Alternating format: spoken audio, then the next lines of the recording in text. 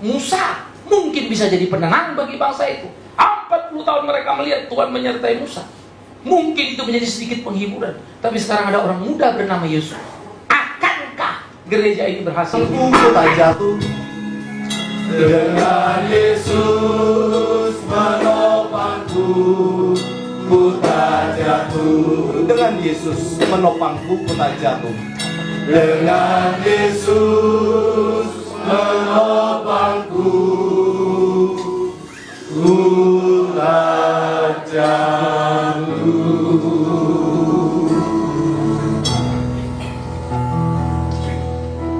Kami bersyukur, kami berterima kasih. Tuhan menjaga, melindungi di setiap langkah kami, lebih dari apa yang bisa kami rancang bangun di hari-hari kami. Namun dalam rasa syukur kami juga sadar seringkali syukur tak pernah cukup untuk apa yang Tuhan kerjakan. Karena kami seringkali memandang kehidupan adalah rentetan kebetulan. Kami lupa campur tangan-Mu sekalipun kami berseru dengan mulut sebagai orang beragama, Tuhan yang mengerjakan segala sesuatu. Tapi tidak itu rasa syukur kami, karena itulah tidak begitu hidup kami. Kami masih berhitung melayani-Mu, berhitung tentang realita hidup ini, dan kami menjadi takut.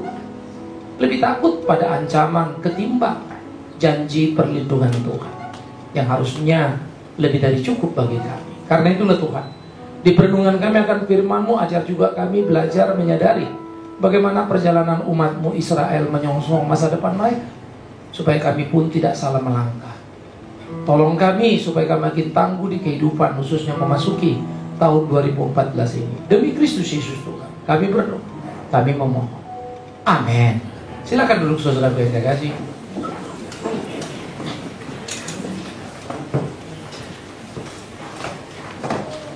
Ulangan pasal 31 ayat 1 sampai 8 akan menjadi pokok pikiran kita pada kesempatan minggu yang kudus ini. Ulangan 31 1 sampai 8. Saya akan baca 1, saudara-saudara baca 2, kita bergantian hingga selesai ayat 8 dari Ulangan 31. Kita mulai Ulangan 31 1 sampai 8. Kemudian pergilah Musa lalu mengatakan segala perkataan ini kepada seluruh orang Israel. Berkatalah ia kepada mereka, aku sekarang berumur 120 tahun. Aku tidak dapat diam lagi, dan Tuhan telah berfirman kepadaku, sungai Yordan ini tidak akan kau seberangi. Tuhan Allahmu, dialah yang akan menyeberang di depanmu, dialah yang akan memunahkan bangsa-bangsa itu dari hadapanmu, sehingga engkau dapat memiliki negeri mereka. Yosua, dialah yang akan menyeberang di depanmu seperti yang difirmankan Tuhan. Dan Tuhan akan melakukan terhadap mereka seperti yang dilakukannya terhadap Sihon dan Og, raja orang Amori yang telah dimakannya itu, dan terhadap negeri mereka. Tuhan akan menyerahkan mereka kepadamu, dan haruslah kamu melakukan kepada mereka tepat seperti perintah yang kusampaikan kepadamu.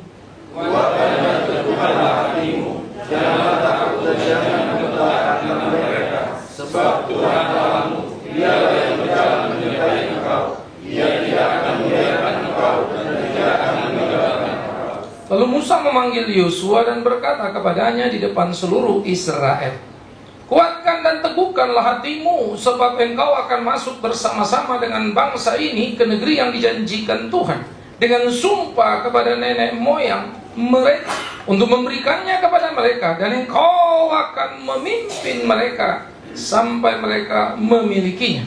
Sebab Tuhan, Dia sendiri akan berjalan di depanmu, Dia sendiri akan menyertai engkau, Dia tidak akan membiarkan engkau dan tidak akan meninggalkan engkau. Janganlah takut dan janganlah patah hati. Saudara yang dikasihi, pada waktu kita mengingat perjalanan Israel dari Mesir menuju tanah perjanjian, 10 tulah telah terjadi di Mesir sebagai bukti Allah yang memimpin mereka adalah Allah yang luar biasa. Betapa hebatnya, karena 10 tulah telah mempermalukan Mesir secara luar biasa. Bahkan ketika tentara berusaha mengejar, Tuhan menunjukkan kuasa yang hebat, dan bagaimana Israel sulit melepaskan diri dari Mesir. Dengan mudah Tuhan membantainya. tak perlu tangan Israel. Dia bisa memakai laut untuk menghabisi tentara Mesir yang terkenal itu. Tentara berkuda besi. Oleh karena itu sebetulnya apa yang mereka lihat menjadi pengalaman cukup tidak terbantah sebagai sebuah bukti sangat kuat. Tuhan Maha Kuasa dan tidak ada yang berdaya melawan Dia. Lalu perjalanan dilanjutkan. Tampaknya mereka berbuat kesalahan. Tak pernah ada mujizat yang cukup. Mereka meragukan tentang penyertaan Tuhan. Sehingga ketika mengintai, para pengintai pulang, berita salahlah mereka bawa, seakan-akan Tuhan mau menjerumuskan mereka ke tempat yang mengerikan. Tidak salah kalau mengatakan bahwa orang-orang Kanaan besar-besar, memang itu faktanya. Tetapi salah ketika mengatakan bahwa kita akan habis di tangan mereka. Itulah murka Allah. Apakah persoalan bagi hidup ini? Persoalan yang terlalu berat kah? Tidak cukup alasan untuk engkau gentar dan tidak mengerjakan pekerjaan. Tuhan jauh lebih besar dari apa yang dilihat oleh mata. Inilah repotnya beriman. Dan disinilah pergumulan itu mengalami ujian yang luar biasa. 40 hari menjadi malapetaka besar karena kemurkaan Tuhan dijatuhkan atas bangsa itu. Namun Tuhan masih berbelas kasihan, tidak membantai mereka semuanya. 40 hari berubah menjadi 40 tahun. Setiap hari pengintaian akan menjadi tahun perjalanan. Maka 40 tahun bangsa itu berjalan. Mujizat, jangan tanya, bukan hanya tiap hari, dalam bilangan waktu, pagi, siang, malam pun terjadi. Tidak ada sekejap tanpa penyertaan Tuhan. Yang awan, yang api jadi salah satu bukti. Makan, minum menjadi garansi. Bayangkan, belum pernah ada dalam sebuah kisah batu yang padat mengeluarkan air, tetapi bisa memberi minum 600.000 pria dewasa, belum termasuk perempuan dan anak-anak. Kuasa Allah bisa menciptakan sesuatu yang luar biasa. Maka batu memberikan kehidupan lewat air. Kisah apa yang Anda perlukan di sana? Burung puyuh yang mengantar diri, mana yang datang, namun aturan tetap dilanggar. Ambil cukup untuk hari ini, tapi semua menggaransinya untuk selama-lama hidupnya. Dan akhirnya dunia pun akan menuju kehancuran karena kita mengambil lebih dari apa yang kita perlukan. Dan bumi tak mampu memenuhi seluruh kebutuhan dunia, dan bumi pun akan rontok dengan sendirinya. Hidup kita akan menghancurkan. Ini realitas, suka atau tidak. Tetapi betapa sulitnya kita untuk menolak gerakan seperti itu, karena ini menjadi atmosfer yang begitu kuat menghantam seluruh kehidupan. Orang Kristen tidak boleh menjadi orang yang konyol, duduk diam dan menunggu Tuhan memberi makan. Tetapi orang bisa dituntut menjadi orang yang bijak, tahu untuk apa dia ada dan bagaimana dia harus berkarya. Orang bisa dituntut untuk menjadi orang-orang luar biasa, supaya dia bisa menggarami dan menerangi dunia. Tidak dituntut biasa-biasa saja. Tetapi awas, luar biasanya Kristen beda dengan luar biasa dunia. Karena Kristen ukurannya kualitatif, dunia itu kuantitatif. Luar biasa loh, hartanya banyak sekali. Hari ini Bill Gates katanya naik lagi ke number 1 ya. Carlos Slim turun ke bawah dalam orang kaya dunia. Pak Eka Cipta mengisi nomor 185 urutan orang terkaya dunia. Orang Indonesia masuk 1. Tetapi angka yang kita punya, bagaimana kualitas hidup, itu yang menjadi penting untuk kita gumul. Saudara-saudara, disinilah pergumulan kehidupan yang harusnya kita jalani. Apa yang kita lakukan dan berguna dalam hidup ini, itu yang jadi penting.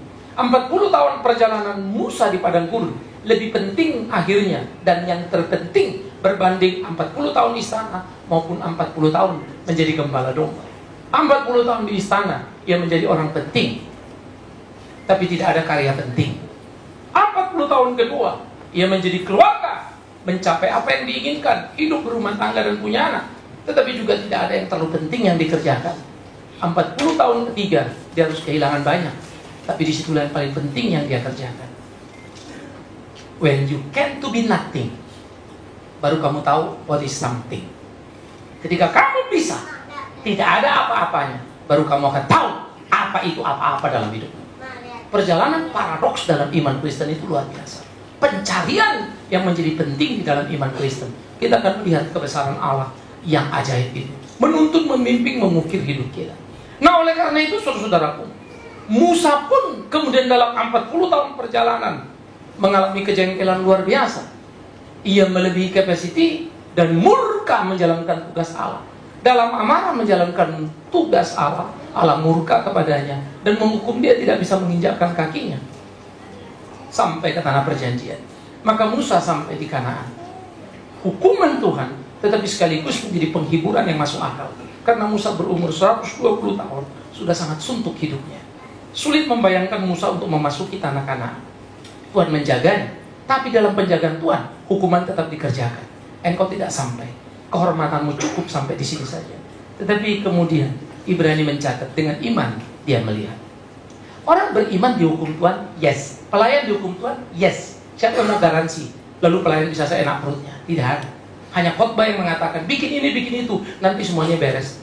Belajarlah Alkitab baik-baik. Semakin engkau dekat dengan Tuhan, semakin Tuhan cepat menyentilmu. Semakin jarang Tuhan menyentilmu, itu hanya pertanda engkau tidak dan kurang dicintainya. Perhatikan kalimat ini baik-baik. Tapi jangan orang sentil kamu karena kamu salah lalu kamu bilang Tuhan mendidikmu. Itu pun masalah. Karena itu mengerti dengan tepat menjadi sangat perlu. Bagaimana menemukan prinsip dalam hidup kita. Nah kemudian saudara, di pasal 3, ketika dikatakan Musa bertanya apakah dia sampai apa Tuhan? Tidak, dan Tuhan mengatakan jangan lagi mendapat urusan ini, engkau tidak akan sampai di sana. Bagaimanapun pergumulan, seorang yang dipakai 40 tahun pasti berat. Saya menyadari betul keinginan Musa untuk menginjakkan kaki. Paling tidak, kakiku sampai, aku mati di sana dan dikuburkan di sana. Tetapi tidak kesampaian. Karena itulah saudara-saudaraku yang kekasih, bagaimana kemudian dia melihat itu dan menjalani itu. David Livingstone adalah seorang Inggris yang melayani sungguh-sungguh di Afrika. Pada waktu dia mati, orang Afrika berteriak supaya dia dikubur di sana. Tapi Inggris berkata, dia Inggris yang harus kembali kemari. Afrika terlalu mencintai. Ya, tetapi dia memang sudah memberikan satu warisan yang menarik, sehingga dibedahlah David Livingstone. Hatinya dimakamkan di Afrika, tubuhnya dimakamkan di Inggris. Orang Inggris yang punya hati di sana. Ya. Saya terus berpikir tentang hidup dan mati. Kalau aku mati dimakamkan di mana? Tapi bagaimana membuat matiku menjadi bermakna? Itulah bisnis hidupku hari ini.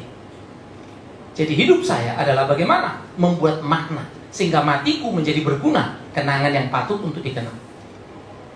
Ini menjadi bisnis tidak mudah. Kita boleh cita-cita supaya dikenang orang, tapi jangan lupa, tidak tentu orang mengenang kita. Nah, oleh karena itu, saudara-saudara, pada waktu Musa kemudian menyampaikan bagaimana pidato terakhir bahwa Yosua akan menjadi penggantinya, maka dia berkata kepada Israel, aku sekarang berumur 120 tahun, tidak dapat lagi giat lagi, dan Tuhan telah berfirman padaku, sungai Yordan ini tidak akan kau seberangi, aku tidak akan sampai di sana. Ingat, Tuhan yang memakai Musa.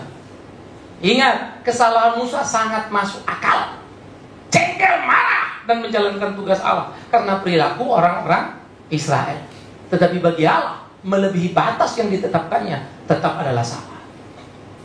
Karena itu ini penting kita pikir, siapa di antara kita yang bisa lolos dari hukumannya dan dari murkanya dan dari marahnya? Nggak ada kan? Tapi siapa di antara kita yang sadar bahwa kita seringkali sebetulnya harusnya dimarahi Tuhan? Itu juga sedikit kita menemukan. Sehingga kita terlalu terkanyut dalam seluruh perjalanan kehidupan dan berpikir kasih dan pemeliharaan Tuhan luar biasa dalam hari-hari kita. Saya pikir ini penting kehati-hatian. Tidak semua kemulusan di dalam tugas kegiatan pelayanan yang kita kerjakan pertanda Tuhan memberkati kita. Demi Tuhan, hati-hatilah.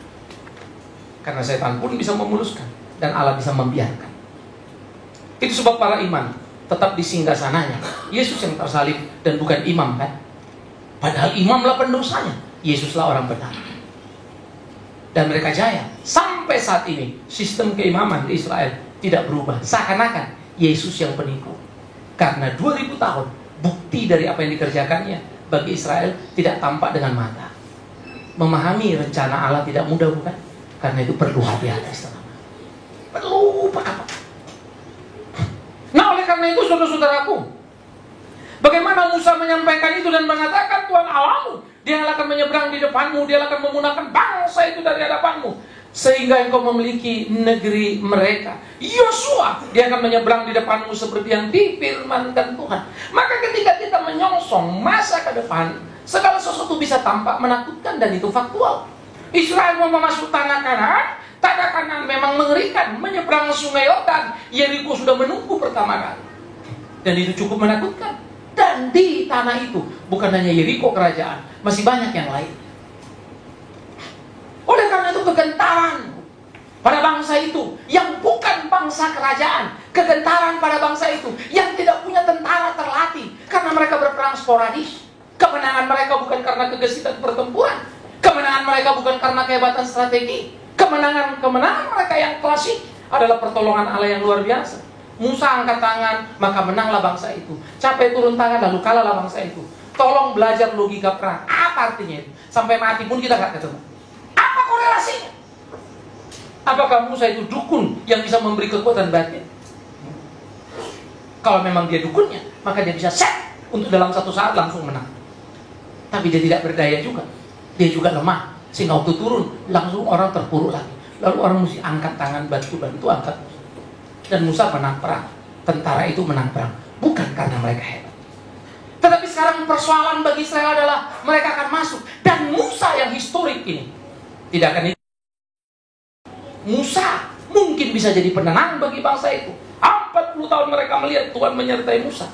Mungkin itu menjadi sedikit penghiburan. Tapi sekarang ada orang muda bernama Yosua. Akankah gereja ini berhasil? Akankah bangsa ini menginjakkan kaki? Itu pun pertanyaan yang menggugat, saudara. Saya selalu memikirkan regenerasi. Ya. Saya diskus sama banyak orang. Alangkah bahagianya kalau menemukan orang dengan hati yang sungguh. Orang pintar gampang dicari, tapi hati yang murni dan tulus itu yang sulit ditemukan. Orang bodoh gampang diajari untuk jadi pintar, tapi orang yang bebal diatur itu yang mengerikan. Nah, ini yang menjadi tidak mudah, susah. Oleh karena itu, bagaimana memahami pergumulan-pergumulan ini? Saya coba belajar menikmati. Saya sering berefleksi, selalu saya mati. Kira-kira kerjaan ini siapa yang ini ya? Kalau kerjaan gini, ini jalan apa enggak ya? Dan itu buat saya stres. Karena kadang-kadang saya men-take over apa yang harusnya dikerjakan Tuhan. Itu kan bukan bisnis saya mestinya. Tapi waktu saya bilang, itu bukan bisnis saya, bisnis Tuhan. Lalu saya mulai berpikir lagi, di mana tanggung jawab? Waduh, jadi ribet lagi. Bagaimana posisi yang paling pas? Diamkah? Kerjakah? Gelisahkah? Senangkah? Maka mengertilah, cinta akan rumah Tuhan menghanguskan hidup. Betapa pergumulan akan terus terjadi. Saudara-saudara, pekerjaan iman di dalam hidup tiap orang percaya menjadi pekerjaan yang luar biasa yang harus mampu kita maknai dalam keseharian kita. Nah, Yosua, dialah yang akan menyeberang di depanmu seperti yang difirmankan Tuhan. Tuhan akan memimpinmu. Yosua mati. Tapi kemudian Israel mulai kelabak belum. Musa tidak ikut. The senior ini gak ada. Padahal ini paling krusial perjalanan, menyeberangi sungai Yordan. Masa di titik-titik genting malah dia hidup. Secara matematika, saudara regenerasi, dalam strategi apapun, putusan Musa ini sangat salah kalau kita anggap ini putusan.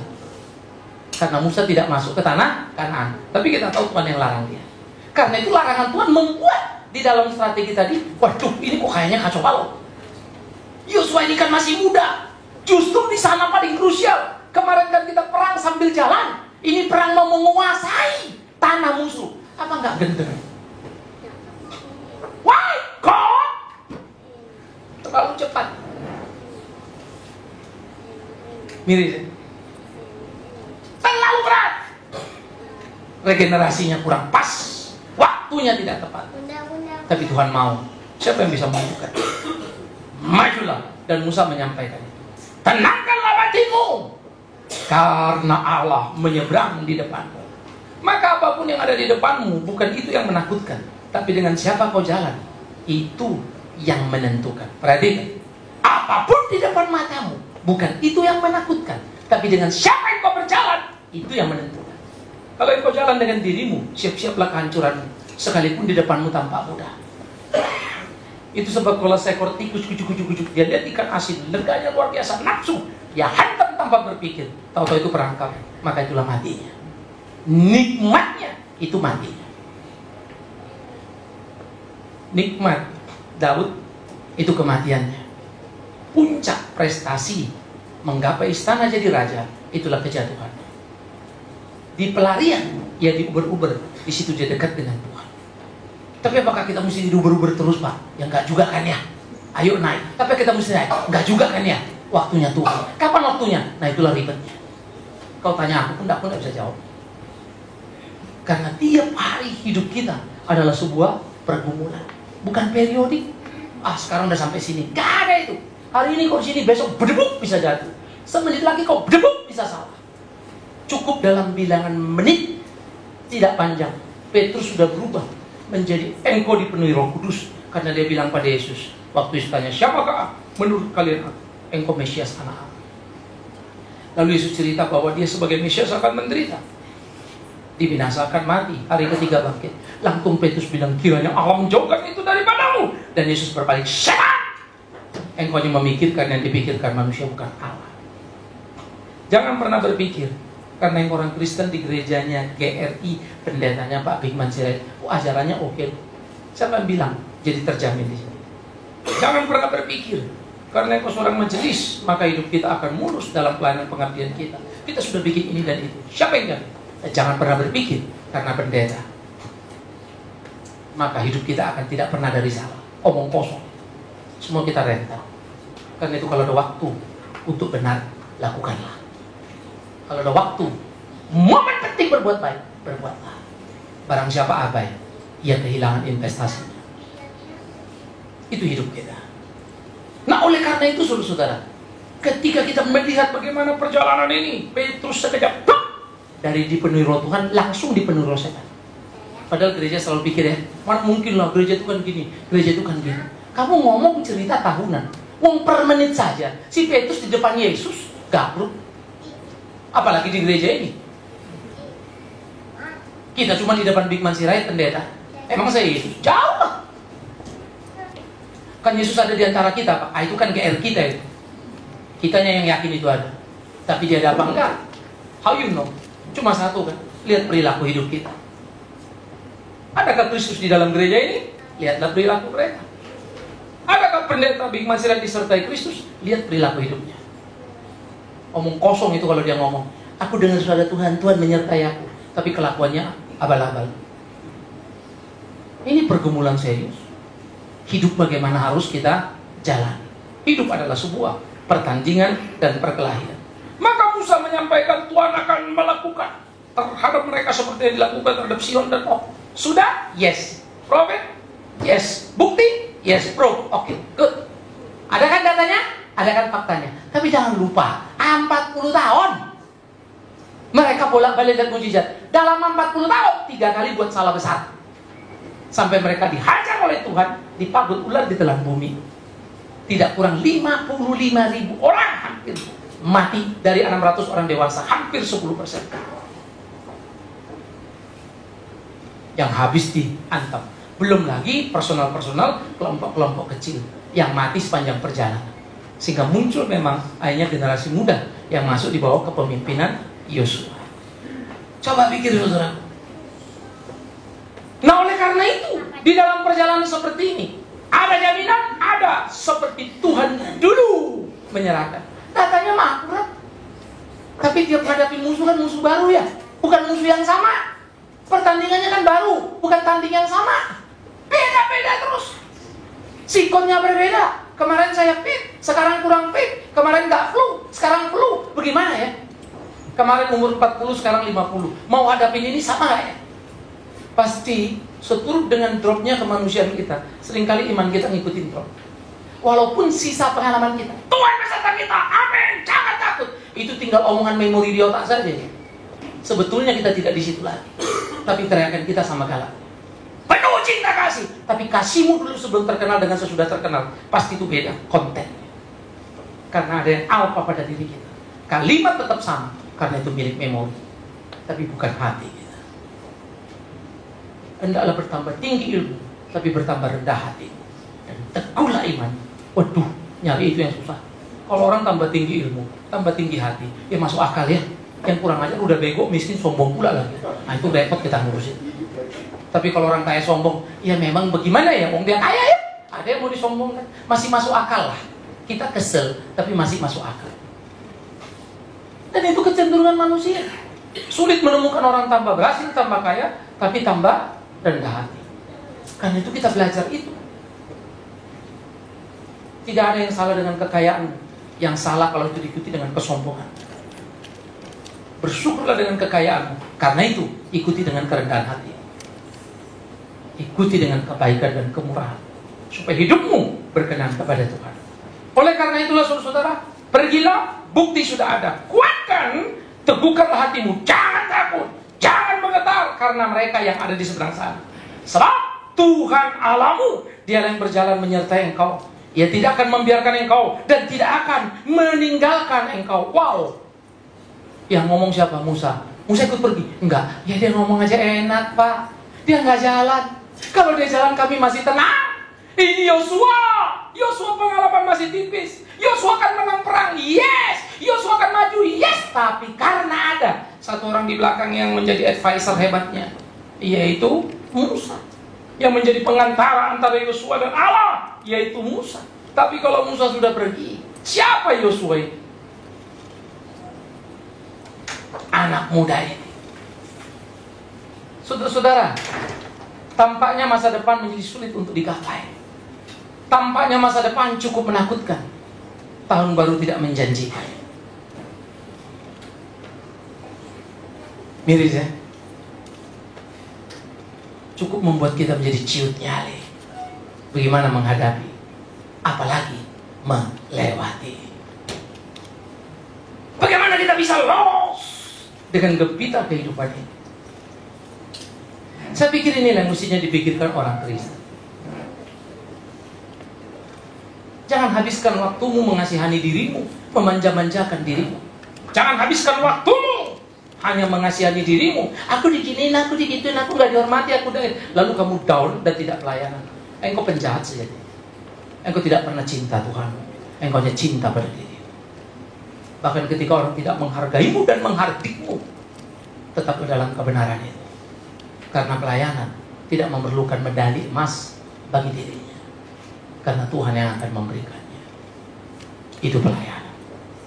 Pelayanan tidak memerlukan pengakuan dan penghormatan. Karena Tuhan akan menganugerahkannya. Oleh karena itu saudara-saudaraku yang dikasihi Tuhan, pergilah, jalanlah, kuatkan, teguhkan hatimu. Engkau akan masuk bersama Tuhan dengan bangsa ini ke negeri yang Tuhan janjikan. Hai Yosua, janji Tuhan dengan sumpah kepada nenek moyang, mereka akan memberikannya kepada mereka. Dan engkau akan memimpin mereka sampai mereka memilikinya. Bangsa ini dari nenek moyangmu Abraham itu sudah tergores keras. Ratusan tahun perjalanan ditunjukkannya bagaimana dia setia pada janjinya. Tidak perlu kau ajari dia menepati janjinya. Demi Tuhan yang hidup, tidak perlu kau ajari Tuhan, aku klaim janjimu, aku klaim ini. Karena Tuhan bukan perusahaan asuransi. Kau klaim janjinya, emang premi berapa kau bayar? Kau premi tidak bayar, mau klaim janji. Bagi saya itu omong kosong besar. Dia sendiri berkata, cari dahulu apa? Kerajaan Allah dan kebenaran, semua akan ditambahkan pada. Tidak perlu engkau teriak janji-janji. Apa kau pikir dia pelupa? Apa kau pikir dia pernah apa? Mengklaim janji sama dengan meragukan kesetiaan Kristus Tuhan. Aku akan menyertai engkau sampai kesudahan zaman. Itu janji. Maka jalanlah. Tapi kalau engkau tidak tahu, patutlah bertanya. Apa yang harus kukerjakan? Bagaimana aku menjalani? Tuhan mampukan, kuatkan. Aku tahu firman, tapi aku lemah. Tapi orang Kristen repotnya tidak mau baca Alkitab, semua berani berkhotbah. Maka itu sebab saya selalu di mimbar ini berteriak pada kita semua. Tahun ini memang menjadi tahun majelis makin banyak yang terlibat dalam khotbah di gereja ini. Tahun di mana pelatihan itu akan diberikan terus-menerus. Dan tahun ini saya akan menyiapkan 2 kali periodik untuk homiletik. Melengkapi, membenahi. Tapi ingatlah prinsip ini, belajarlah 10 kali, khotbahlah 1 kali. Dan kalau belajar fokus semua dari semua arah, belajar.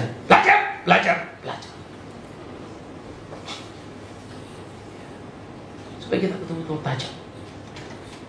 Ingat, kita bukan khotbah moralitas. Saudara hidup gini ya, akan gini, hidup gini. Kau baca buku di luar sana, kau dengar Pak Haji juga ngomong sama. kau dengar biksu, kau dengar semuanya, semua ngomong baik-baik kan? Hidup harus baik, jangan gini, jangan. Kalau masih itu tingkat Kristen kita, betapa mengerikan. Tapi kenapa kita begitu? Nah itu yang penting kita pelajari. Why-nya itu loh. Supaya kita menemukan nilai. Kita tidak sedang mau belajar moralitas ini, tapi prinsip keimanan yang harus keluar menjadi moral yang terpuji dan terpuji. Oleh karena itulah keunggulan iman Kristen harus nampak nyata. Dan bagaimana kita bergerak. Maka Yosua diingatkan, berimanlah teguh, maka dia akan memimpinmu. Dan engkau akan membawa bangsa ini memiliki tanah itu.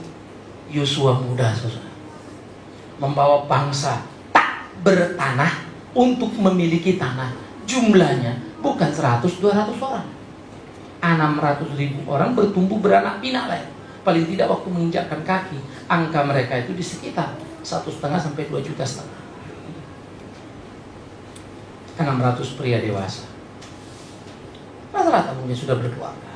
1,2 plus anak, beranak pinak sepanjang 40 tahun perjalanan. Paling tidak 2 jutaan, 1,5 sampai 2,5, 2 jutaan kurang lebih masuk ke tanah Kanaan. Bagaimana mau merebut tanah itu? Kalau tentara itu semua tentara masih enak. Ini mesti jaga opungnya juga di situ. Ada anak kecil masih menyusu di situ. Tapi ini mesti perang. Semua komplit di situ. Orang-orang tua yang terseok-seok jalan. Saya mulai bayangkan bagaimana ya logikanya. Ditaruh di tumpuan Yosua. Mudah di antara generasi. Pimpinlah. Saya suka dengan kalimat Paulus waktu bicara sama Timotius. Timotius, jangan engkau merasa rendah hanya karena engkau masih muda. Dia harus bicara sama orang tua, memberikan nasihat. Tetapi Paulus bilang kalimat menarik. Jangan cuma pegang ayat itu lalu mengajar. Muda-muda jadi enak saja ngomong sama orang tua. Ada ajarannya lagi kalimat itu. Dan Timotius, awasi dirimu, ajaranmu, kesucianmu. Banyak sekali anak muda mau ngomong berani, tapi tidak menjaga diri dan kesuciannya dan ajarannya. Ngaco semua. Berimbang ya. Kalau baca sesuatu itu jangan baca sini, lupa yang di situ. Baca semua. Memang betul. Jangan engkau merasa rendah karena muda. Tapi awas, minderlah kalau hidupmu tidak beres. Minderlah kalau kelakuanmu payah. Jadi jangan gelap mata kau pakai ayat itu lalu bicara, tapi ajaranmu ngawur. Karena orang muda pun akan direspek kalau ajarannya benar. Herannya anak muda itu ya, ajarannya benar. Lagian anak itu tahu banyak tapi nggak sombong ya. Hebat tuh dia. Wah, hidupnya nggak neko-neko loh. Orang kan respek sendiri. Itu hidup. Karena itulah saudara-saudaraku, perlu untuk kita gumuli bersama bagaimana Yosua ini akan maju. Bagaimana kita bilang Yosua beriman? Bagaimana tidak? Dia menerima estafet itu dan dia maju berjalan. Cara Tuhan mengkader, Musa makin tua, Yosua membantu Musa. Lalu Musa makin tua, separuh kerjaan dikerjakan oleh Yosua. Sehingga waktu Musa tak ikut, Yosua mulai lepas. Tapi titik transisi selalu krusial. Masa depan adalah mengambil tanah milik bangsa yang badannya besar-besar, yang kerajaannya hebat. Yeriko itu saudaraku, waduh, temboknya besar sekali. Menurut data arkeologi, itu luar biasa. Maka suruh keliling nyanyi-nyanyi sampai rubuh, bingung juga kita ya. Tapi jangan kalian keliling-keliling Jakarta, 2 keliling. Kalian kelilingin nanti rubuh pula Jakarta lagi. Kena juga rumahku, jadi rugi aku gara-gara kalian. Jangan kau kelilingi Bali supaya hancur berhala itu. Bodoh sekali, pekerjaanmu itu berhala. Kaulah garam dan terang. Hiduplah sebagai garam dan terang. Sinari mereka yang kau sebut berhala itu. Bukan dengan perilaku mistis begitu. Saya harap gereja ini tidak terjebak pada hal-hal yang salah. Mari kita beribadah dengan cerdas, mengerti dengan penuh. Saya suka Alkitab, takut akan Tuhan. Permulaan apa? Hikmat atau pengetahuan. Barang siapa yang takut Tuhan, Tuhan akan tambahkan, akan jadi orang bodoh. Ya. Nah, oleh karena itu saudara, Tuhan akan berjalan di depanmu, Dia sendiri akan menyertai engkau, tidak akan membiarkan engkau, tidak akan meninggalkan engkau. Janganlah takut dan janganlah patah hati. Tegarlah kau Yosua, hadapi masa depan itu. Tegarlah kau Yosua, song-song tahun baru itu. Karena sejatinya tidak ada tahun yang baru di dalam tahun. Tahun lalu pun kita sama-sama kok ngomong selamat tahun baru. Tiap tahun kau ucapkan itu, sampai bingung aku yang mana yang baru. Ternyata tahun baru kita sekarang cuma masa lalu tahun depan. Betul kan ya? Saya suka pengkhotbah. Masa depan orang tua hanya masa lalu anak-anak.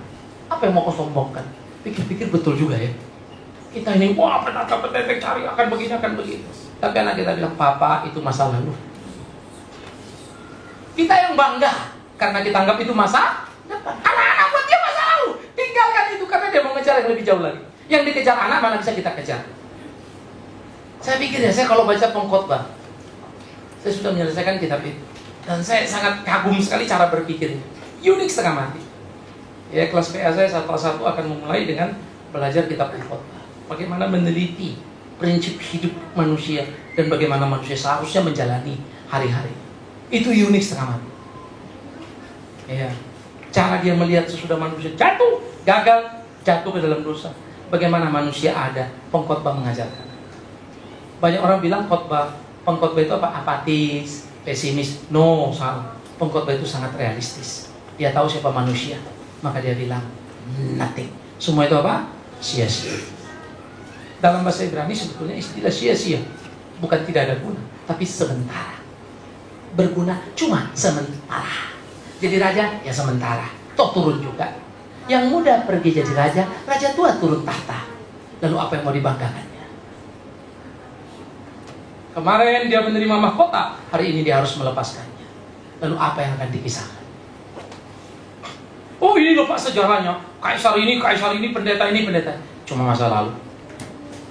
Semua tenggelam dalam waktu. Selalu ada muncul orang-orang yang kemudian. Saudara-saudara, Yosua jalan, Yosua maju, dan Yosua berperang. Dia tidak takut apa yang ada di depan. Dijalaninya hal-hal. Maka dengan elegan dia memenangkan pertempuran. Akhirnya Yosua membawa bangsa itu menguasai Israel, membagi tanah itu. Dan di dalam pidato perpisahannya, kalian tahu apa pidato Yosua? Wih, keren. Hai Israel, hari ini adalah hari terakhirku. Maka inilah yang kukatakan padamu. Pilihlah kepada siapa yang kau beribadah. Kepada Tuhan yang disembah orang Amori, yang nenek moyangmu juga beribadah kepadanya. Waktu di perjalanan padang gurun, mereka berapa kali beribadah berhala-berhala, dan Tuhan murka. Kalau kau mau seperti itu, silakan. Tapi Yosua bilang, tapi aku dan seisi rumah kami akan beribadah kepada Allah. Orang Israel langsung teriak, no, kami juga jauhlah dari kami beribadah pada Allah lain. Kalau memang itu perkataanmu, lakukanlah. Tapi kemudian sejarah mencatat Israel terpuruk lagi. Gereja ini boleh naik pelan-pelan. Berapa generasi saya juga tak ngerti. Toh gereja yang kita bilang jelek sekarang dulu juga bagus-bagus semua. Pendeta yang bengkok-bengkok itu dulu lempeng-lempeng semua. Pendeta yang susah-susah diundang itu sekarang. Dulu gampang itu diajak ngomong. Sebelum laku. Malah menawarkan diri. Kapan diundang lagi Pak? Hinaan terhadap diri. Saya paling tak bisa kalau dengar pendeta, Pak Bigman, nanti kalau ada waktu saya ngisi di gereja Bapak. Ya kalau kau bagus ku carilah ya. Cuma kayak ya kita juga saya enak.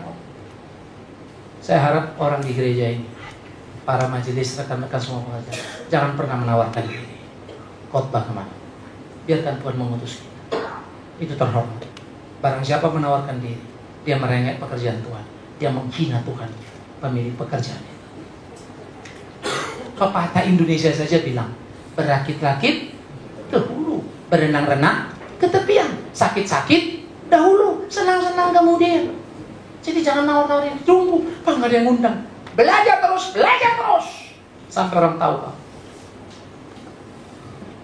Maka kau akan dipakai Tuhan, dan Tuhan akan limpahkan padamu. Maka Yosua majulah. Sekarang waktunya. Dulu dia pembantu Musa, sekarang dia jadi pemimpin bangsa. Majulah. Saya kagum sama Musa dan saya belajar banyak. Bagaimana meregenerasi dalam kondisi hidupnya yang makin tua, dan bagaimana dia makin sadar. Dia ngotot sama Tuhan, minta supaya bisa sampai ke Israel karena pengen. Saya pikir wajar setengah mati ya. Tapi Tuhan bilang, stop, jangan berdebat lagi urusan itu. Dia nggak bisa, ya sudah. Tapi saya suka para rasul, Nabi Musa begitu, Paulus juga begitu. Tuhan berat duri ini kalau boleh cabut. 3 kali ngomong, 3 kali Tuhan bilang apa? No, Paulus, cukup kasih karunia aku padamu. Akhirnya Paulus bilang apa? Sekarang aku tahu di kelemahanku nyata kekuatan. Menarik. Saya akan selalu ingatkan saudara, mari kita masuki tahun ini dengan tidak gentar apapun. Dari mimbar ini saya selalu ingatkan kita, 11 obat kumakan tiap hari. Secara porsi jantungku itu, kalau di tiba-tiba saya lupa. Apa namanya? Eko. Mau bilang USG, emang hamil apa? Di Eko, gedenya itu, tak kurang nambah iya. Artinya tidak tahu. Ya makanya 11 obat. Ya. Tapi demi Tuhan yang hidup, ini janjiku. Seberapa kencang suara yang kau kasih padaku, maka itulah yang aku pakai melayani. Seberapa tenaga sisa kau berikan padaku, itu akan aku pakai mengikutimu. Tidak akan aku merengek dan cengeng hanya karena fisikku.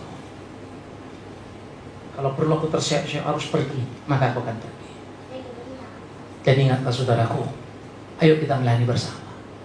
Saya pernah ditanya sama satu rekan, kita diskusi sama itu. Ayo Bingman, kalau gini-gini susah nanti. Yang tinggal dikit, biarkan gerejanya tinggal dikit.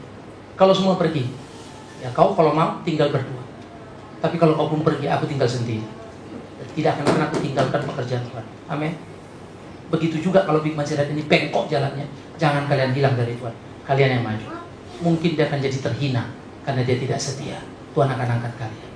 Karena itu kita harus berlomba-lomba setia melayani Tuhan. Saya butuh orang begitu. 10 orang setia bisa mengubah satu kota. Tapi 1000 orang bengkok hati hanya merubuhkan nilai-nilai yang sejati. Siapa yang setia? Biarlah jemaat ini. Biar Tuhan tolong kita, Tuhan pimpin kita. Saya nggak ngerti memasuki 2014. Kita akan pindah dari sini. Ya tadi sudah dikasih tahu. Kita akan ke Sarinah sana. Lokasi jauh lebih enak semua. Ruang ibadahnya juga nggak fair. Karena begini langsung luas. 350 lega, 450 sedikit sesak. Dengan biaya yang sama. AC lebih dingin. Ya, hampir pasti jasa saya nggak perlu ganti-ganti lagi. Karena kalau saya khotbah sini pasti keringat, pasti basah. Kalaupun nggak ganti ya parfum agak banyak korban. Dan kalau nggak bawa keringat kan gitu. Ya. Tapi saya sedang pikir ya, wah, waktunya kok sampai ngisi-ngisi. Iya. Lalu kita pindah 12. Agak mendadak saudara. Ini betul-betul di luar plan karena nggak ada plan. Jadi saya coba menangkap Tuhan mau apa nih.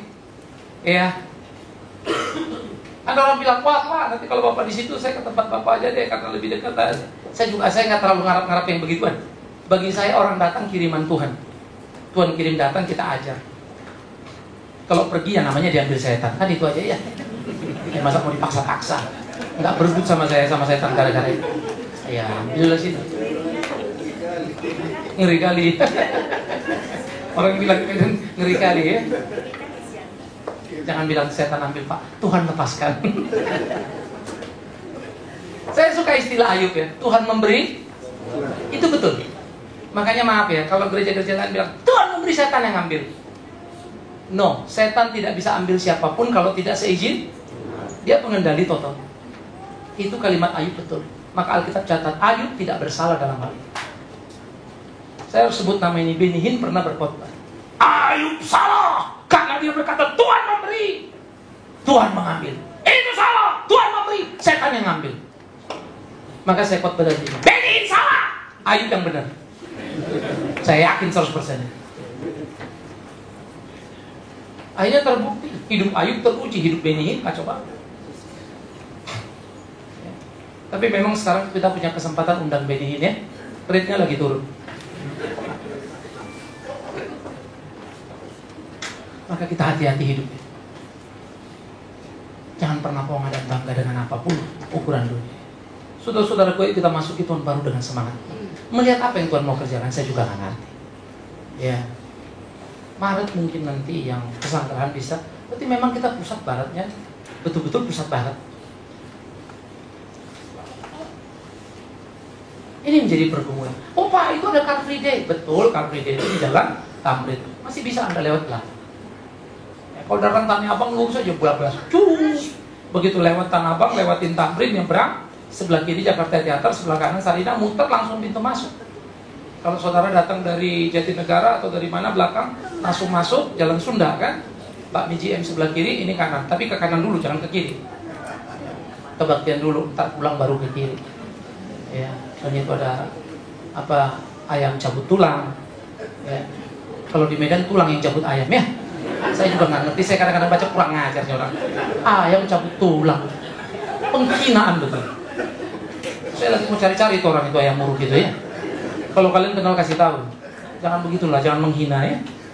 Tulang yang cabut ayam, mana pernah ayam cabut tulang? Lewatan.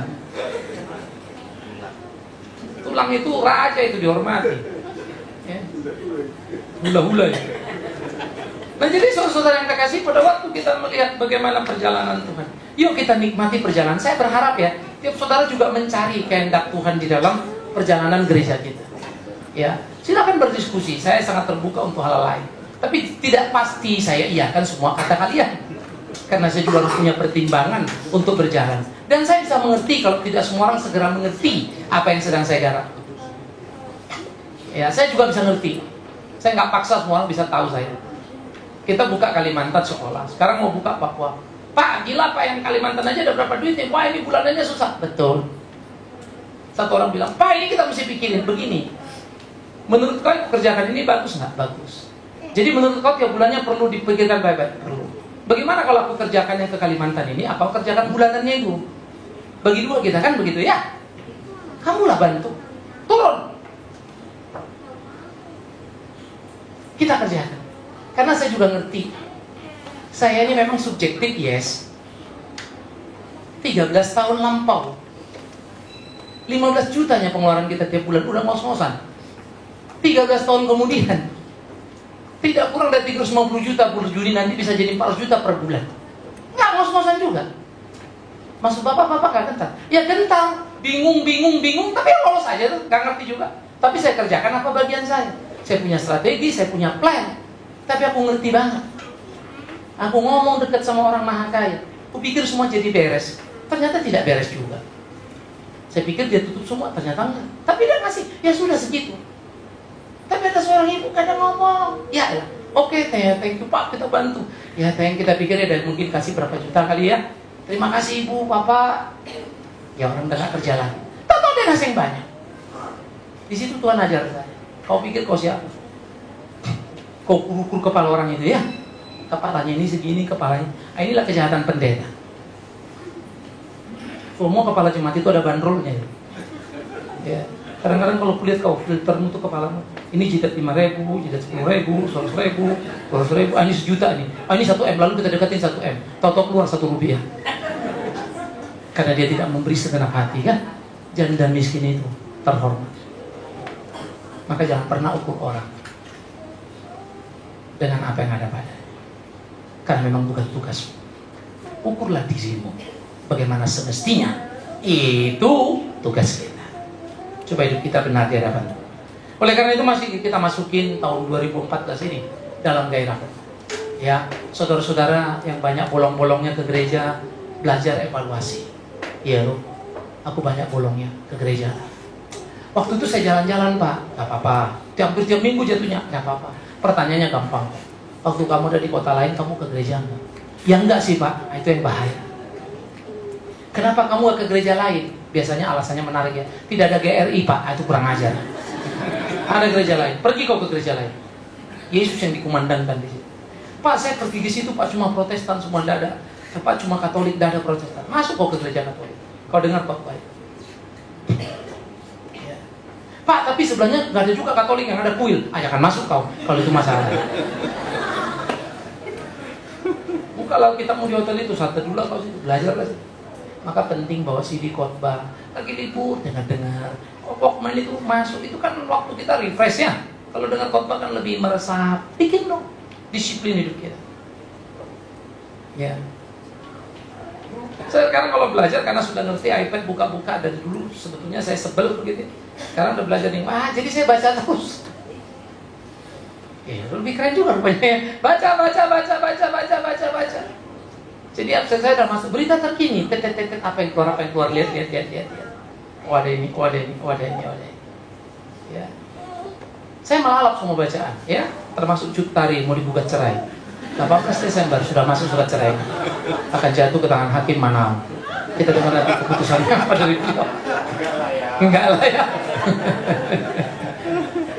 Jadi bisa, digugat cerai. Keren juga sih.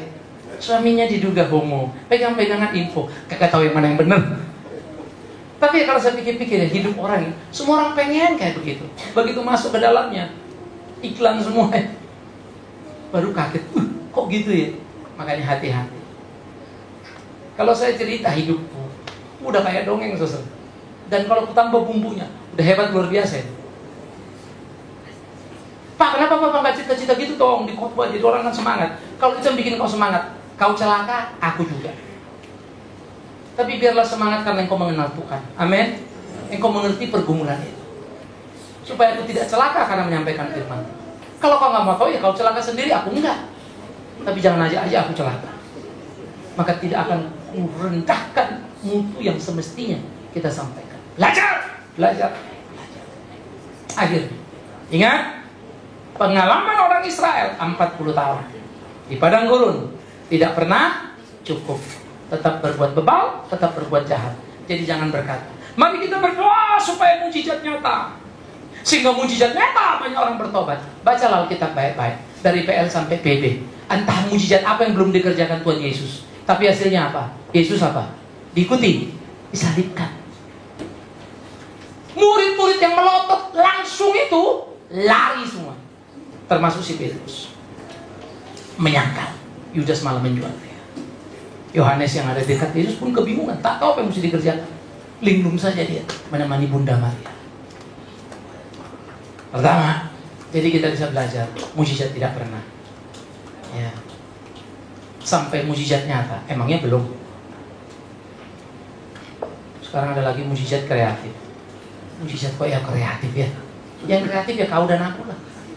Tapi maafkan saya, rasanya kita memang sudah harus mengkritik habis-habisan segala sesuatu dan meluruskan kembali ke tempat yang semestinya. Aspek yang kedua, pengalaman tidak pernah cukup. Sekarang Tuhan suruh orang Israel masuk ke tanah Mesir, ke tanah perjanjian. Tapi Musa tidak ikut di Yordan, nggak ikut bersama dengan rombongan. Yosua regenerasi di masa transisi yang krusial. Yosua pun gentar, Musa menguatkannya. Maka Yosua maju, Tuhan menyertainya. Dihadang oleh Yeriko, tembok itu.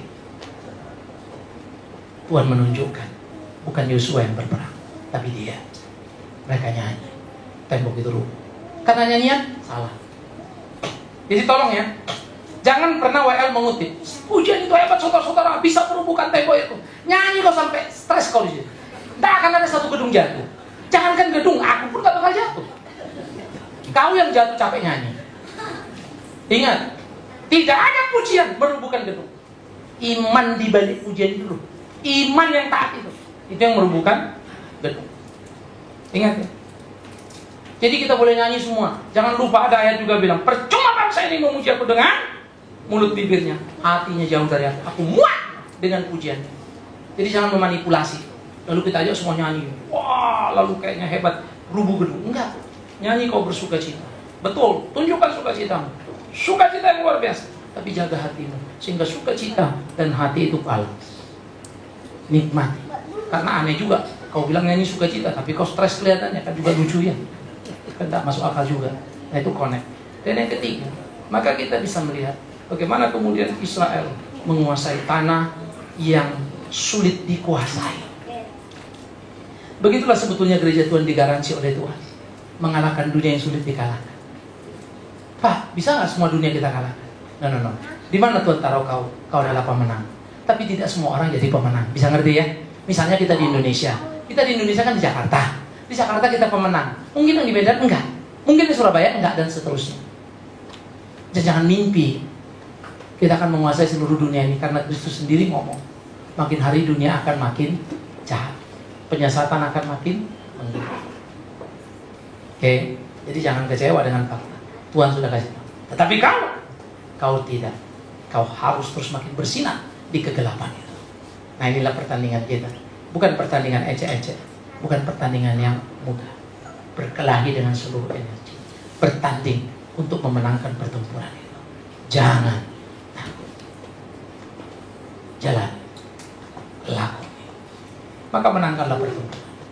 Minggu depan kita akan seminar 3 kali berturut-turut, 3 atau 4 kali ya, tentang situasi kita 3 kali.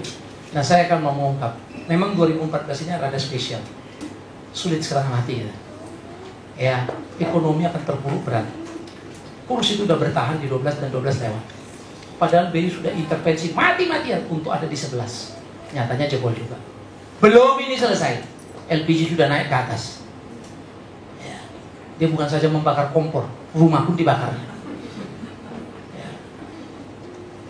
Presiden turun tangan ngurusin LPG. Agak bingung juga aku.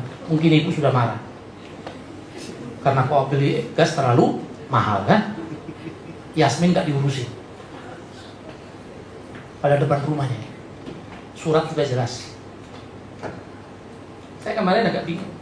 Pemerintah meminta Pertamina supaya memperhatikan harga. Loh, itu di bawah BUMN kok. Kadang-kadang lucu ya. Jadi kita ini lagi linglung. Ini BUMN sama pemerintah ini urusannya bagaimana sih? Bingung kita. Harap polisi bertindak tegas. Kok diharap? Ya nggak tindak tegas dipecat. Saya memang agak marah dalam republik ini. Bukan marah-marah, bukan. Saya kasihan melihat banyak orang susah tuh. Maafkan saya. Banyak orang stres nggak makan, Sir. Rasanya pengen bantu tapi nggak berdaya. Ya. Banyak orang jadi apatis. Tenaga kerja yang keluar kemarin itu dalam tahun ini hampir 2 juta. Orang yang masuk terima kerja hanya 1 juta. Jadi yang diberhentikan tidak sampai 1 juta. 2 juta yang masuk kerja tidak sampai 1 juta. Pengangguran bertambah. Itu kerja ya, tenaga kerja aktif. Saya nggak bicara pengangguran yang belum lulus lalu nggak dapat kerja. Lebih gawat lagi tuh. Saya bicara tenaga aktif. Waktu lihat data itu miris, ngeri loh. Tapi pidato itu selalu kayaknya republik ini bagus setengah mati. Ya, 5 poin kita kacau-kacau semua. Lalu pada waktunya akan pemilu. Maka kalian pilih baik-baik. Saya juga akan bicara dari perspektif banyak partai. Ini jangan lagi terbodoh-bodohi kita semua. Sudah berat kita memang urusan. Oleh karena itu, anak Tuhan mesti cerdas. Saya pergi berpolitik, orang tanya, Pak Bigman kok politik, kok dukung-dukung ini, kok pergi ke saya dukung Kofifa di Jawa Timur. Saya ikut kampanye. Saya bilang, no, saya ngomong sama mereka semua. Habis ini kegagalan saya selesai, saya pulang. Saya hanya mau menyuarakan suara kenabian, bagaimana mesti selesai, bisnis, selesai, cut off. Bigman, masuk sini. Beberapa senior saya bilang, saya siap bantu Bigman. Tapi sampai situ ya. Karena saya gini, saya malah direspek kok. Good, memang harus begitu seharusnya rohnya. Kita bantu. Saya tidak suka disuruh lipat tangan dan doain republik ini, tapi tidak bikin apa-apa. Saya nggak mau Tuhan marah sama saya. Yesaya berteriak pada pemimpin. Amos mengkritik pemimpin. Hei pemimpin-pemimpin, imam-imam, suap kau makan, keadilan kau jungkir balikkan. Gara-gara itu Amos disikat, Mika dihajar, tidak mengaku. Cukup sudah kemunafikan. Kita perlu untuk berhati-hati ya, supaya betul-betul kita maju dalam kehidupan dan pergumulan kita. Biarlah Tuhan menolong kita menyongsong tahun depan yang cukup menakutkan. Tapi jangan lupa, Tuhan tidak tinggal diam. Engkau tidak sendirian. Maka jangan takut apa yang terjadi di 2014, tapi takutlah kalau bukan Tuhan yang menyertai. Karena itu periksa diri. Apakah kau bersama Tuhan? Yes. Jalani dengan tenang. Tuhan menolong, Tuhan memimpin kita. Selamat tahun baru. Ya. Dengan format lama. Ini persis 97 masuki 98, 99. 98 mau masuk 99. Nah beginilah warnanya. Sebetulnya secara teoritis lebih parah. Ya. Jadi cukup menakutkan. Karena 98 ke 99 masih sempat transisi, Habibie 1 tahun, terus ada pemilu, menanglah Gus Dur dan seterusnya, masih ada format. Kalau sekarang ini lebih gawat lagi gitu. Karena dulu strong militer itu masih kontrol. Sekarang nggak tahu lagi siapa kontrol siapa. Bisa chaos, bisa. Karena itu kita berdoa supaya kita bagian dari keteduhan dan kedamaian. Kita berdoa supaya kita jadi garam dan terang. Selamat tahun baru, ya, dengan format lama itu. Tapi buatlah format baru supaya nyatalah penyertaan Tuhan di hidup kita dan orang tahu. Kita berdoa. Kita ambil waktu itu sejenak berdoa pribadi. Lihat hari-harimu, pikirkan perjalanan kehidupan itu.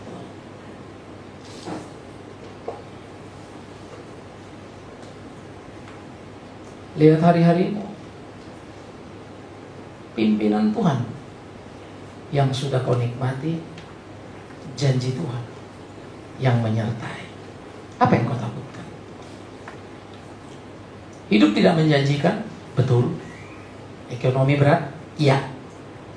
Situasi politik bisa chaos, tidak salah. Bisa tidak terkendali, sangat mungkin. Ini menakutkan. Tidak. Yang menakutkan adalah dengan siapa kita berjalan. Jikalau dengan Tuhan, tenanglah hatimu, ayunkan langkah, maka kau akan mencatat hari-hari hidupmu dengan warna yang lebih jelas, terang. Namun, jikalau kau berjalan dengan kekuatan dirimu, imanmu tak terarah pada Dia, hati-hatilah. Jalan licin akan menjatuhkanmu. Tembok keras menghancurkanmu. Jangan terjebak di sana. Bapa di dalam surga, terima kasih. Kami bergumul di kehidupan ini. Terima kasih. Karena di pergumulan kami tahu Engkau ada. Kami temukan kesetiaan-Mu, sekaligus kami temukan betapa sering bengkok jalan kami. Karena itulah kami mau menghitung hari-hari kami supaya kami jadi bijaksana, tak salah melangkah, sehingga kami kuat tegar memasuki tahun yang baru, masa depan, karena Tuhan menyertai, bukan situasi yang ada. Terima kasih untuk semuanya. Kami serahkan hidup kami ke dalam tangan-Mu. Pimpin tuntun setiap anak-anak-Mu di dalam tugas yang mereka emban, entah pekerja, eksportir atau importir. Ada kenikmatan, ada ketakutan, berikan ketenangan pada anak-anak. Hamba berdoa bagi setiap jemaat-Mu yang bekerja, perusahaan besar, menengah, kecil, PHK yang mungkin mengintai. Tapi buat kami meneropong diri sejauh mana kualitas hidup ini, karena seharusnya lah kami menjadi orang-orang unggulan dalam percaturan kehidupan. Karena itu buat kami terus menyadari bagaimana hidup sebagai anak Tuhan. Hamba berdoa bagi tiap rumah tangga memasuki tahun yang baru, biar kami terus meningkatkan mutu hubungan relasi suami istri, cinta yang harusnya terus bersemi, orang tua anak-anak yang ada dalam damai, menatap ke depan bersama, kemana langkah diayunkan. Kami berdoa supaya anak-anak pun sebagai generasi muda, Tuhan tolong pimpin untuk menatap penuh tanggung jawab masa depan, hidup benar di hadapan-Mu. Dan kami orang tua mampukan menolong mereka, memberi arah. Iya Tuhan, kami serahkan semua keluarga dalam tangan-Mu. Mertua, mantu, besan, makin memahami dan memaknai hidup adalah kebersamaan dan bukan kompetisi mencari perhatian.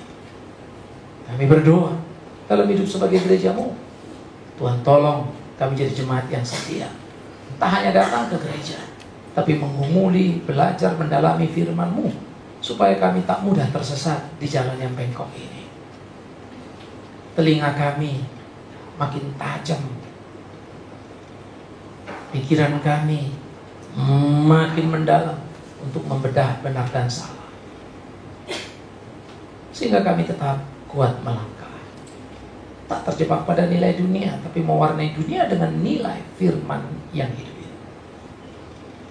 Dan akhirnya kami juga berdoa sebagai pelayan-pelayan-Mu.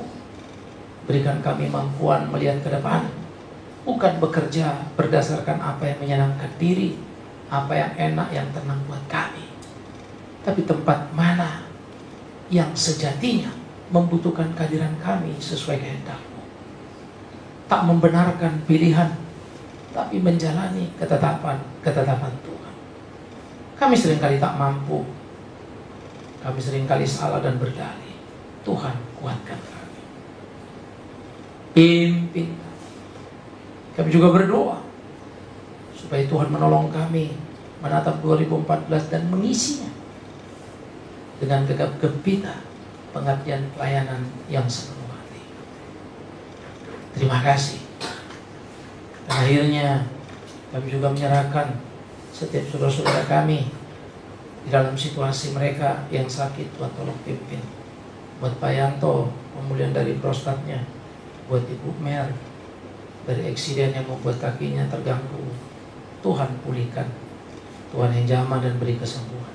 Begitu juga saudara yang lain yang tidak dapat kami sebutkan satu persatu di situasi sakit mereka. Biar Tuhan menjamah dan memberi kekuatan dan penghiburan. Terima kasih. Dan akhirnya kami juga bersyukur, berterima kasih untuk hamba-Mu Pendeta Yusuf yang sudah bersama-sama melayani dengan kami.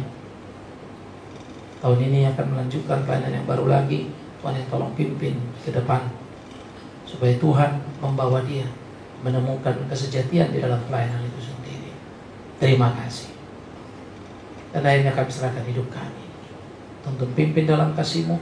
Begitu pula perpindahan kami minggu depan ke Lamonte, Kompleks Sarina. Tuhan tolong pimpin supaya sungguh ini jadi perbaikan dan peningkatan bagi pelayanan yang kami kerjakan. Jangan biarkan kami terlena hanya berpikir berpindah sebuah tempat saja, tapi memahami pimpinan, memahami rencana-Mu yang seringkali tak dapat kami tangkap dengan utuh, sehingga kami salah. Karena itu jagai kami, sehingga kami tak melangkah salah, tapi tepat ke arah. Biarlah Tuhan bukakan jalan yang kami masuki, tapi bermurah hatilah menutup apa yang kami inginkan, jalan-jalan yang bukan daripada Tuhan. Tolong kami. Kami serahkan hidup kami di dalam satu nama yang ajaib, Yesus Kristus. Tuhan penguasa bumi, penguasa waktu, penguasa hidup, penguasa masa depan. Tuhan dan Juru Selamat yang memimpin kami dari kesementaraan hingga kekekalan. Di dalam nama-Mu kami berdoa dan memohon pada Bapa di surga, hanya dengan pertolongan Roh Kudus Allah kami yang esa. Amin. Kita bangkit berdiri saudara yang kekasih, dan kita akan mengikrarkan pengakuan hari ini. Dan izinkan saya pada kesempatan ini mengucapkan terima kasih kepada para hamba Tuhan, terutama Bapak Pendeta Bikman Sirait sebagai Ketua Tim Gembala, kepada para majelis, dan pada para aktivis. Ya, saya nggak bisa sebutkan satu persatu, nanti sampai sore ya, baru selesai. Dan pada seluruh jemaat di tempat ini, saya mengucapkan terima kasih sekali karena saya diperkenankan untuk boleh melayani Bapak Ibu dosa sekalian di gereja ini. Apalagi sejak tahun 2007 saya bergabung di tempat ini, tapi cuma sebentar, 1 semester. Lalu saya melanjutkan studi di Korea 1 tahun. Saya ingat sekali bagaimana waktu itu Pak Bikman doakan kami, ya waktu saya disuruh maju depan oleh istri saya, didoakan supaya saya bisa selesai studi 1 tahun di Korea. Tanpa doa, dukungan dari Bapak Ibu sekalian, mungkin saya nggak akan menyelesaikan studi dengan baik. Karena umur sudah cukup sendiri di sana, karena nggak mungkin Pak istri biaya terlalu besar, beasiswa di sana harus tinggal sendiri. Kalau Pak istri ya harus membayar istri, berat sekali ya di Korea. Jadi saya 1 tahun di Korea, berkat Tuhan menyelesaikan tepat pada waktunya. Kalau enggak, saya enggak selesai. Sampai saya pulang, harus kembali Indonesia karena pasportnya, visanya sudah 1 tahun. Skripsi saya belum selesai dicetak. Jadi berkat Tuhan, saya minta tolong teman dari Indonesia juga tolong uruskan cetakan ini karena saya harus pulang karena visa sudah habis. Pas sekali waktunya Tuhan pimpin semua itu. Terima kasih sekali kepada Pak Bigman, juga kepada para majelis yang dan jemaat yang terus mendukung saya dalam studi saya dan pelayanan saya.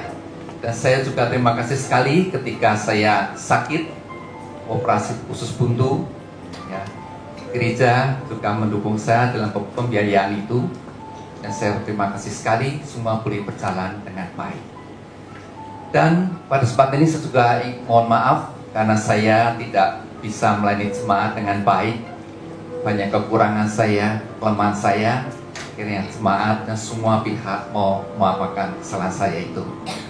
Dan saya percaya Tuhan tahu apa yang saudara lakukan. Tuhan tahu apa yang pelayanan saudara kepada Tuhan sendiri.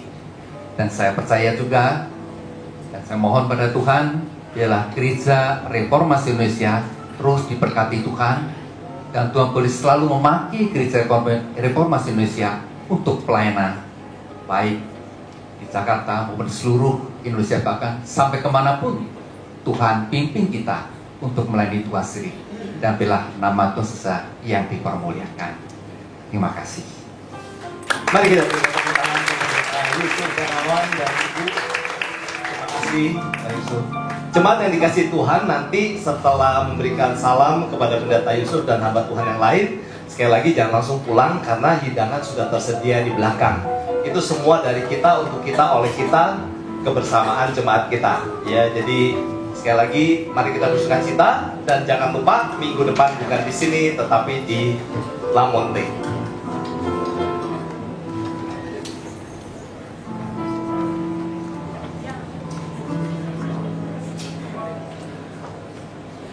Baik, saudara yang kekasih, sebagai rasa syukur kita untuk pelayanan Pendeta Yusuf selama di gereja, ya, ada ucapan terima kasih kita kepada beliau. Saya minta semua panitia, semua penatua boleh berdiri, ya. Siapa di antara kalian yang paling tua boleh menyerahkan ini? Hitung-hitungan umur dah, ya. Silakan para penatua boleh berdiri semua. Penatua di belakang maju ke depan, ya. Penatua, silakan bisa cepat. Ke depan sini, depan saya sini. Lalu nanti kita panggil Pak Yusuf menghadap ke jemaat ya. Silakan lagi penatua lagi. Ya. Siapa yang paling tua di antara ini ya? Hah? Oh, Pak Hakim ya. Oke. Oke, Pak Hakim akan menyerahkan tanda terima kasih ke Pendeta Yusuf. Silakan Pak Yusuf maju ke depan. Ya, ini dari majelis jemaat ya. Katakanlah sepatah kata. Peluklah dia, cium pipinya.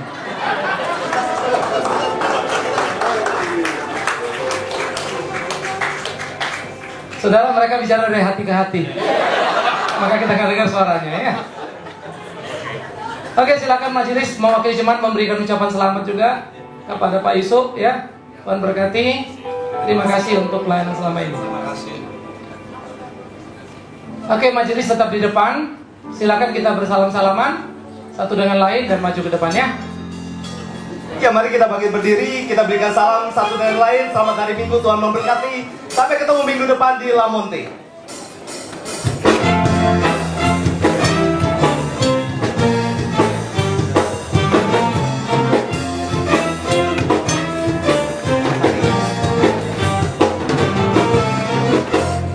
Hari ini, hari yang telah dijadikan Tuhan, mari kita bersuka. Hari ini,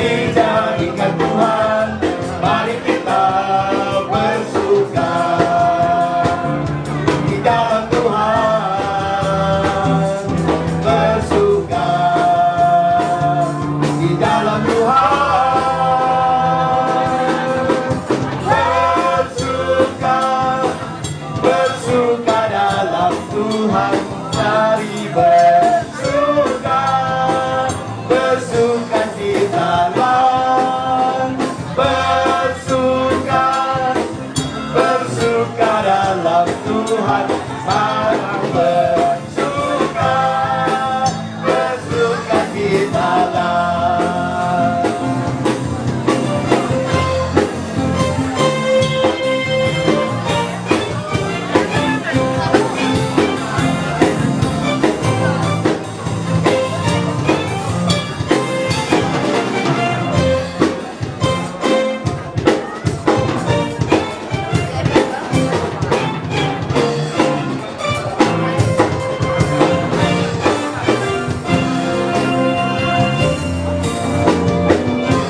Hari ini, hari yang telah dijadikan Tuhan, mari kita bersuka. Hari ini, hari yang telah dijadikan Tuhan, mari kita bersuka di dalam Tuhan, bersuka di dalam Tuhan, bersuka, bersuka dalam Tuhan, mari bersuka, bersuka citalah, bersuka, bersuka dalam Tuhan, sekarang bersuka, bersuka citalah,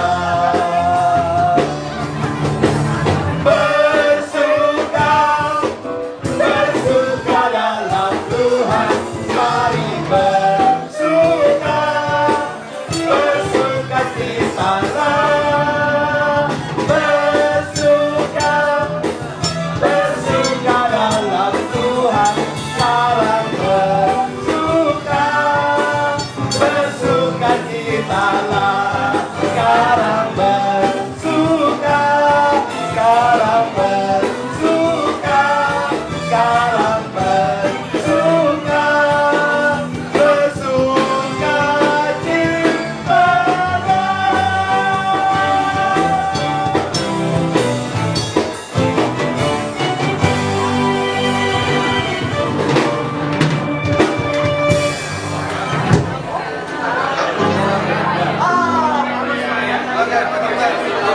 Harap doa makan sendiri-sendiri. Kalau yang sudah makan belum doa, doa dulu.